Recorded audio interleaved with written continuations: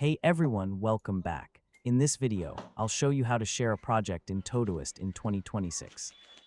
If you want to collaborate with your team, family, or friends on the same project, this guide will walk you through the process step by step.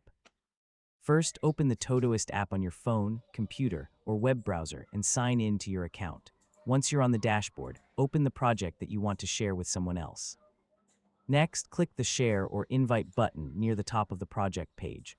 On some devices, you may need to open the project menu first to find the sharing option. Now enter the email address of the person you'd like to invite. Make sure they have a Todoist account, or they'll be prompted to create one before joining the shared project.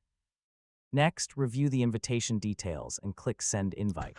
The invited person will receive an email or an in-app notification with a link to join your project.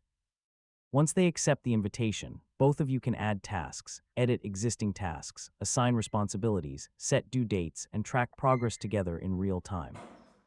If you need to manage access later, open the project's sharing settings to remove collaborators or send invitations to additional team members. Finally, keep your project organized by assigning tasks clearly and updating progress regularly so everyone stays informed. And that's it. You've successfully learned how to share a project in Todoist step by step. And don't forget to like, share, and subscribe for more helpful tutorials just like this.